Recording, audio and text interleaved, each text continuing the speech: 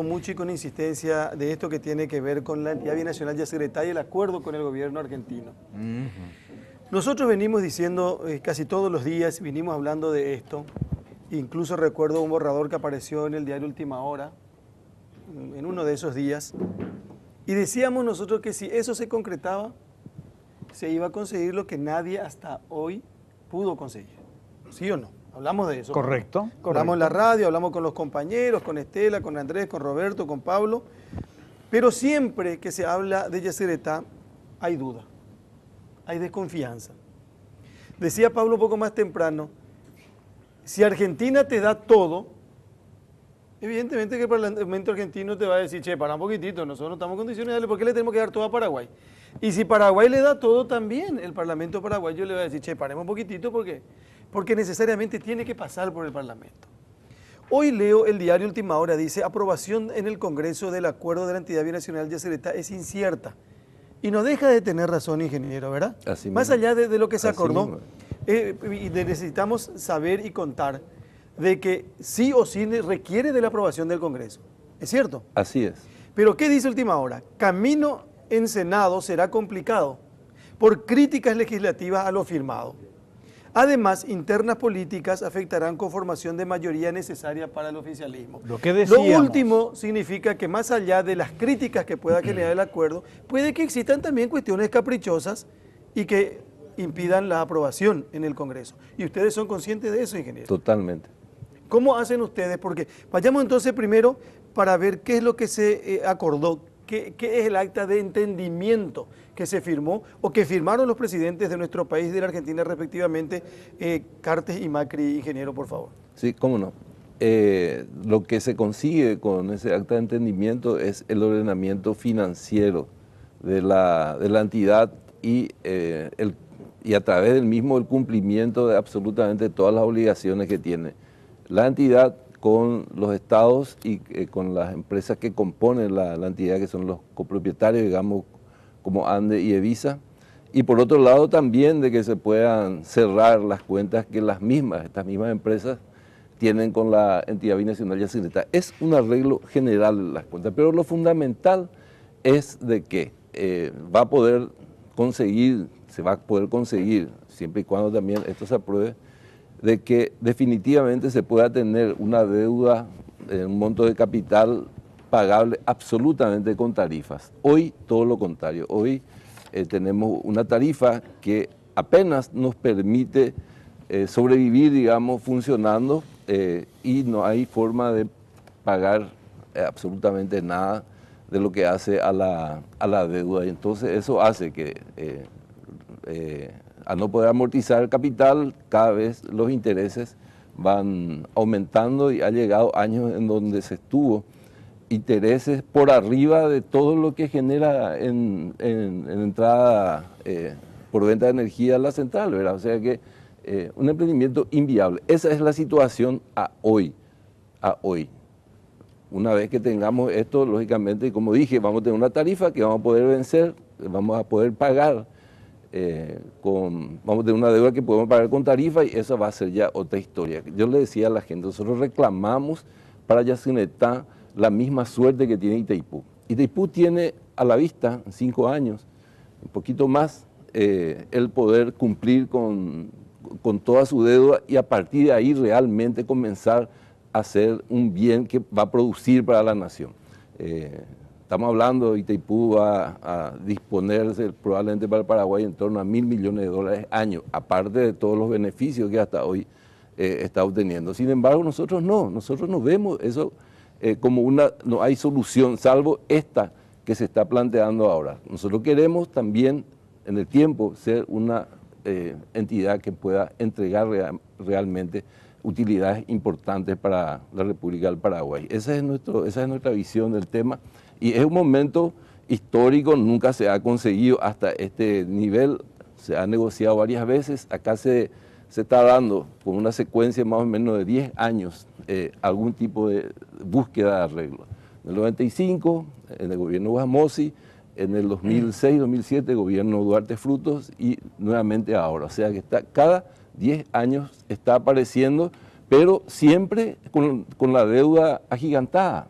Si nosotros esperamos 10 años más para solucionar esto, probablemente ya nunca se solucione. Bueno, pero hay que decir que siempre también hay que considerar la contraparte. ¿Sí? Porque pasaron diferentes gobiernos también en la Argentina que se Así negaban categóricamente a acordar o a hacer un acta de entendimiento. Acá hay predisposición del gobierno de Macri. Leo, por ejemplo, Última Hora y mucha gente dice que en la Argentina el acuerdo es resistido. Que probablemente sea resistido. Pero sí, perdón, Carlos, si nosotros acá que con vemos, las ventajas. que vemos en realidad acá el arreglo es para la entidad binacional Yacyretá, no es para el Paraguay precisamente. Sí el país va a poder comenzar a recibir cosas que están en el propio tratado, pero que nunca lo recibió por una cuestión de indisponibilidad. De 18.000 millones de dólares se baja a 4.000. Sí, en realidad la deuda con el gobierno argentino, de la entidad binacional Yacyretá con el gobierno argentino. No de Paraguay, siempre aclaramos, el Paraguay no debe un solo dólar por la construcción ni de Itaipú ni de Yacyretá.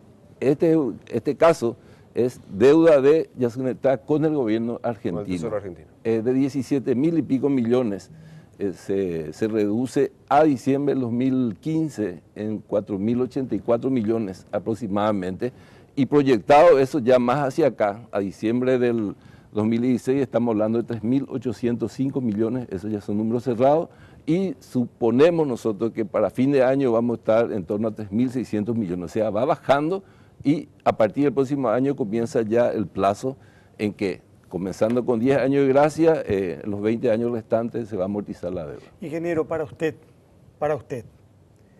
si no se aprovecha esta cuestión, se puede complicar después. Se va a complicar, no es que se puede, se va a complicar. Porque el tema, por eso que hay que tener, bueno, pues yo también entiendo que los parlamentarios quieren tener todos los elementos como para poder dar una opinión y sobre todo una calificación a esta cuestión. Es un tema muy técnico, es un tema muy difícil. Mucha gente te dice, no, nunca vamos a ver el tema de Yacyretá porque cuesta mucho entender.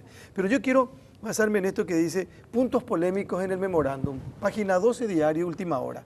No se establece la disponibilidad de la venta del excedente de energía a terceros países. ¿Puedo ir contestando a uno? Afecta principalmente a Paraguay, ya que cede en torno al 70% de su energía.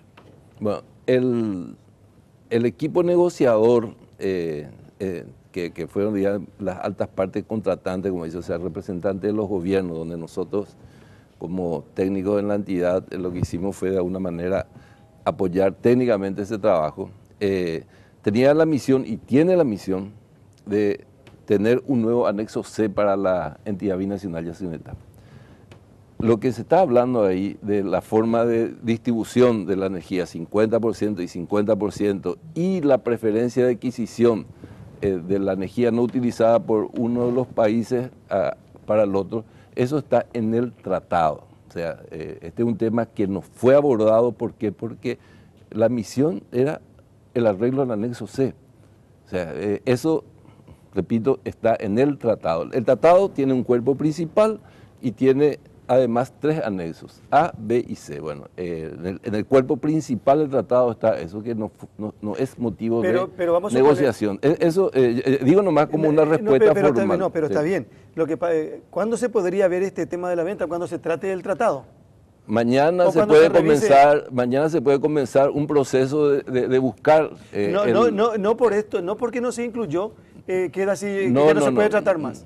¿Se puede estudiar? Claro que sí, bueno, claro que sí. Entonces usted dice, acá lo que se hizo específicamente es hablar del anexo C. Anexo C. Pero ¿hay una fecha para tratar el tratado o eso depende de las partes? El tratado puede ser abordado en cualquier momento y las modificaciones que surjan se hace a través de una nota reversal. Lo mismo que en el proceso del anexo C.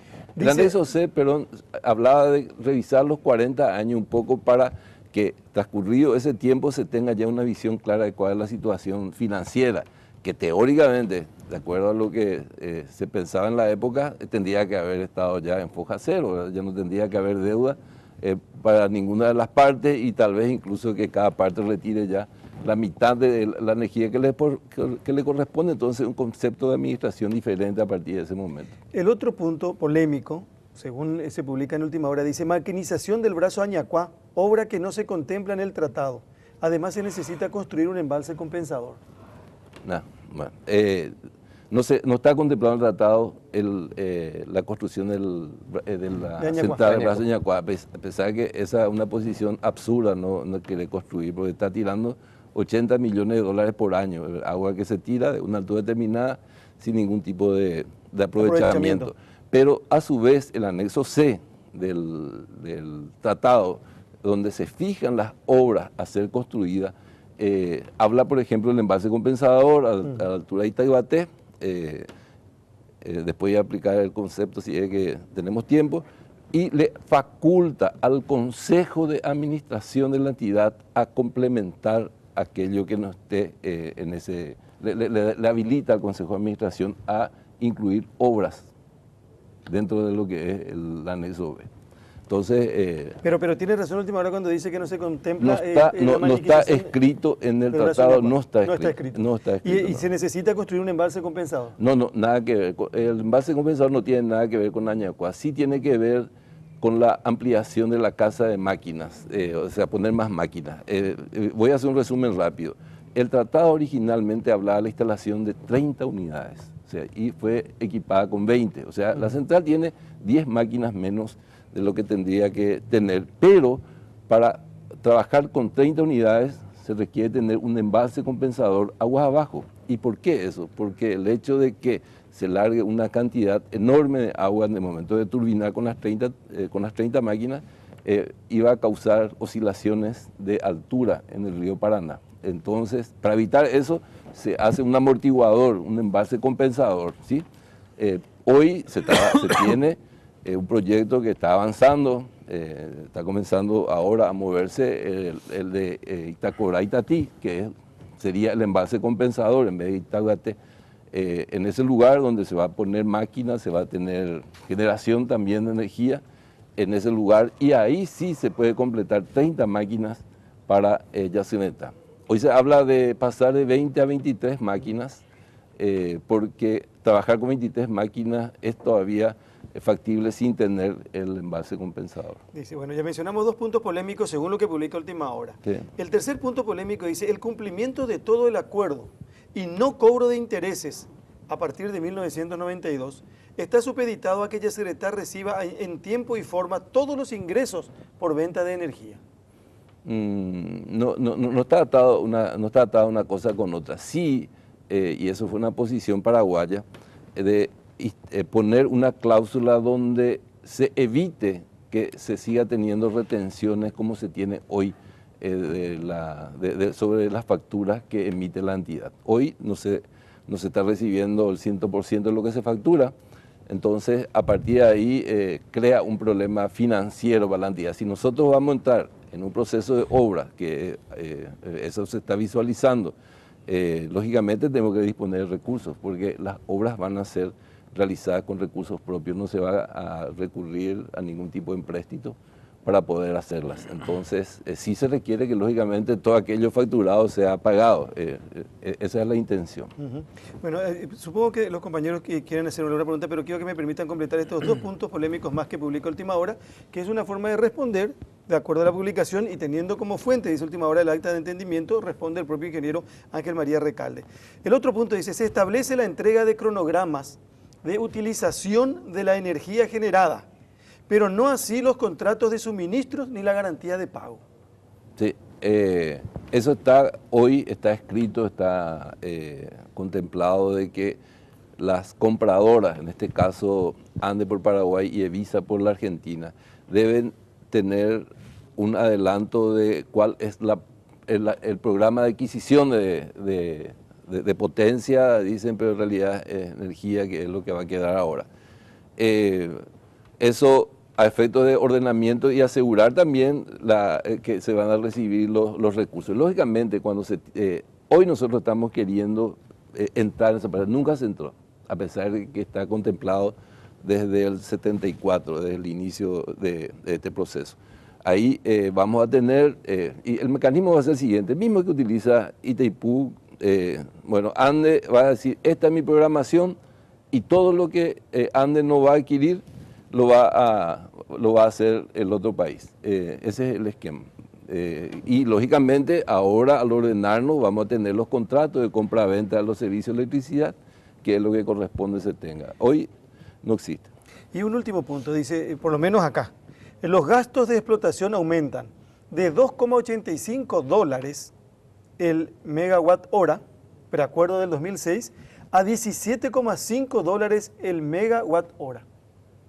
No sé de dónde sale esa relación, sinceramente, pero no aumenta, al contrario, es un corsé que se le pone a la administración a los efectos de tratar de achicarse. Eso de alguna forma va a hacer que nosotros estamos, eso con 20.000 gigavatios hora año, $17,5 por megavatio hora significa en torno a 350 millones de dólares. Eso va a ser todo lo que va a poder gastarse en gasto de explotación, ahí viene gasto de personal, mantenimiento, etcétera, etcétera, ¿verdad? Entonces, hoy nosotros en el Paraguay estamos prácticamente con ese monto que le correspondería al Paraguay solamente en gasto de personal. O sea, eso nos va a llevar a que un poco comencemos a achicar nuestro gasto de personal en el lado paraguayo, porque nosotros estamos gastando mucho más que los argentinos en ese tema, y lo que se busca es un ordenamiento, no es aumentar, sino que al contrario, se va a disminuir el gasto de explotación. Me gustaría que usted le explique a la población si es cierto que teniendo dos usinas hidroeléctricas binacionales a Caraú, corremos el riesgo en el 2026, un poco más, un poco menos, de quedarnos a oscuras, ¿sí o no? Sí, tal vez a oscuras en el 2026, aún no, pero ya vamos a comenzar a tener algún tipo de problema. Pero de acuerdo, incluso tengo una placa, si podemos mostrar después más adelante, vemos que a partir del 2026 comienza ya un proceso de riesgo de llegar a esos niveles. Esa es la placa. Dependerá, exactamente, es esa. Dependerá del crecimiento que se tenga. Hay tres curvas, la más baja corresponde al 8% de crecimiento anual. Del consumo nuestro. Del consumo del sistema paraguayo, ¿verdad? El del medio es el 10 y el de arriba es el 12. Nosotros hemos llegado a tener en algún momento crecimiento superior al 10%. O sea, de ser así prácticamente, y se puede ver ahí, habla de un lapso estimado crítico que comienza justamente en el 2026 con lo que hoy tenemos. Pues si para esa fecha, si tenemos un consumo, un crecimiento en torno al 12%, que sería la curva superior, se puede ver que lo que hoy tenemos, que está pintado ahí en color medio rosado, comenzaría a utilizarse toda esa disponibilidad en el 2026 y a partir de ahí ya requeriríamos más potencia, ¿verdad? Bueno, ahí tal vez no sea muy sencillo el entendimiento, el entendimiento a propósito del gráfico. Pero sí se ve de que los distintos colores, lo que está ahí en amarillo ya requiere la construcción de nuevas centrales y así sucesivamente, hasta llegar a utilizar todo el potencial hidroenergético de nuestros ríos interiores, todo lo que es Itatita, Coral, lo que es Corpus, etcétera, etcétera, y va a llegar un momento en que vamos a necesitar fuentes de generación que tal vez tengamos que recurrir a energía nuclear. Y yo le digo, este me parece que es un buen momento para hablar de esto, porque hasta ahora nosotros nos hemos estado de alguna forma callando la boca. ¿Por qué? Porque una de las condiciones que se le estaba imponiendo al gobierno argentino es decirle, señores, si es que no arreglamos la deuda, no hablamos de obras, porque en realidad el problema de los argentinos es para ayer, ya en cuanto a energía, pero nuestro problema es para mañana, pero vamos a tener problemas. Entonces, si yo decía pasar en el Parlamento, en la exposición que hicimos, si nosotros tenemos ese argumento hoy para negociar una posición firme, y se consiguió fundamentalmente por esa posición, pero esa posición tiene fecha de vencimiento. Nosotros no podemos dentro de 10 años, si se vuelve dentro de 10 años, a presentar la oportunidad, si es que eso no se concreta ahora. Dentro de 10 años, sí señores, si es que no arreglamos la deuda no hay obra, porque en ese momento vamos a estar ahogados en necesidades. Este tipo digamos, la construcción de este tipo de emprendimiento como la Yacineta, bueno, Yacineta tardó 30 años, pero no sé, Corpus, Itacorá, Itatí, son obras que van a llevar por lo menos 10 años a partir de que se maduren y que comience el proceso de construcción. Ya vamos a tener problemas. O sea, definitivamente el Paraguay está destinado a vivir a oscuras. Hoy generamos mucha energía y no tenemos cómo distribuirla. Vivimos a oscuras. Y dentro de 9 años el ingeniero dice que vamos a empezar a tener problemas de generación de energía. Vamos a incrementar hay que esa aclarar. oscuridad. Si no construimos las obras que tenemos que Hay construir. que aclarar porque seguro que hay muchos técnicos que nos están viendo y después me van a bajar la caña, ¿verdad? Que no están de acuerdo, ¿verdad? Y bueno, hay algunos que nunca van a estar de acuerdo con nada. Pero nuestro requerimiento no va a ser de energía, va a ser de potencia. Y ese concepto seguramente es un poco más complicado, pero yo les aclaro a aquellos que están en el tema que lo que nosotros analizamos en este cuadro no es energía, es potencia. O sea, tener, digamos, o sea, vamos a tener mucha carga para transportar en los camiones, pues no vamos a tener camiones para transportar, más o menos. Ese es el concepto. Quería nomás preguntar, ¿vamos a tener problemas de potencia teniéndole igual a Itaipú, a Yacyretá? Mire, históricamente, o sea, con menos de 8% de crecimiento anual, la demanda se duplica cada 10 años. Hoy el sistema paraguayo está requiriendo en torno a 3.100 megavatios, o sea que en 10 años estamos arriba de los 6.000 megavatios. Es un crecimiento por debajo del 8%, un poco por debajo del 8%. Y Itaipú exactamente a nosotros nos da 6.000 megavatios, un poquito más. O sea que Itaipú ya está liquidado ahí, ¿verdad? Yacyretá no tiene tanta potencia como Itaipú, vamos a disponer en torno a 1.500 megavatios.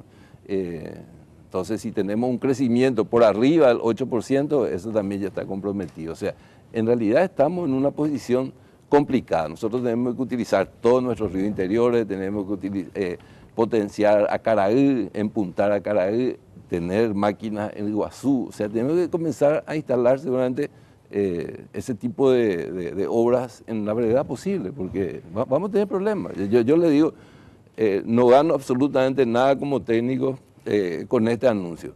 Es más, lo estuvimos de alguna manera atajando porque si no íbamos a bajarnos de aquella posición de que cero obras, ¿verdad?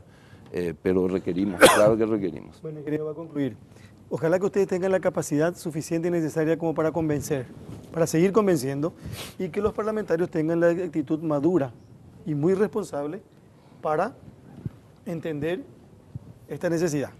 Si hay que cuestionar, que se cuestione y que se responda a esos cuestionamientos. Pero es una linda oportunidad, un lindo momento como para que esto deje de ser un tema tan prolongado como vino siendo hasta hoy. Me gustaría aprovechar el mensaje que está dando Carlos. Sí, señor. En pedirle realmente a nuestra clase política que analicen absolutamente todo. Nosotros nos ponemos a disposición para explicar, mostrar toda la información que se requiera. Darle esos elementos y que después analicen y como paraguayos, no como liberal, colorado, ni de ningún otro partido, como paraguayos, analicen si esto es bueno o es malo. Y si consideran que es malo, bueno, que voten a conciencia. Pero si consideran que es bueno, que no voten en contra por indicaciones políticas. Eso yo le pido a mis compatriotas que hoy están representando a la ciudadanía en el Parlamento, en el entendimiento de que la decisión que puedan tomar tal vez pueda realmente repercutir en el futuro en la población. Acá nosotros tenemos muchas personas que necesitan trabajar, acá requerimos de obra, aquí el país va a comenzar a recibir algo que nunca recibió justamente porque no se llegó a ordenar nunca la casa desde el punto de vista financiero. O sea, el país va a dejar de recibir ese monto que estaba hablando Pablo, y aparte lo que ya vaya a ser generado año a año que se quiere pagar también año a año. Acá hay una deuda acumulada que se quiere pagar un poco en el futuro, y ya aquellos que vayan generándose año a año, pues se pagará ya año a año, y eso van a ser beneficios para el país. Carlos, Ingeniero. dame un minuto. Señor. Un minuto. Hubieron varios intentos de acuerdo o de negociación con los argentinos, tanto con Néstor Kirchner, con Cristina de Kirchner, etc. Esos intentos fracasaron. Fracasaron porque no hubo la voluntad de separar lo político de lo técnico, y no hubo por parte de ese presidente y esa presidenta el respaldo hacia Paraguay que hoy tenemos gracias a la presidencia de Mauricio Macri. Entonces, yo les pido a nuestros parlamentarios y a nuestros técnicos también, que tienen todo el derecho a realizar las críticas correspondientes y aquello que se pueda corregir, etcétera, que no desaprovechen este momento. Recuerdo que cuando asumió Kicillof como ministro de Economía de Argentina, Cristina, hubo un alivio en términos de las conversaciones porque Kicillof era técnico, dijo, señores, bajemos a una conversación técnica, ¿no? A una discusión política determinada. Pero recuerdo que hasta lo que máximo se logró fue una reducción a 9.000 millones de dólares aproximadamente, no los 4.080 millones de dólares que hoy se consigue. Pero Kicillof no podía pasar sobre Julio De Vido. Y Julio De Vido no le transmitía de la manera correcta a Cristina lo que los paraguayos estaban de alguna manera pidiendo o reclamando. Hoy sí tenemos esa oportunidad histórica. Muchos me dirán, esto lo van a considerar como una obra de este gobierno, entonces no lo van a apoyar porque ya estamos en campaña electoral. Cosa buena que haga este gobierno, no señores. Lo que necesitamos es que este gobierno haga cosas malas para tener posibilidades de ganar en el 2018. Si pensamos con ese criterio, ponemos al país en el último lugar. Bueno, ingeniero, le agradezco y le agradecemos mucho por venir esta mañana a compartir. Nos parecía un tema oportuno e interesante tratarlo y de esta manera, con explicaciones, con datos y con elementos. Y vamos a ver qué sucede y ojalá que no sea tan así como se dice, que esto se presenta de una manera incierta ante la situación que se plantea con el Congreso. Gracias por venir. Muy amable. Gracias a ustedes por la invitación. El ingeniero Ángel María Recalde, director paraguayo de la entidad binacional Yacyretá, con nosotros.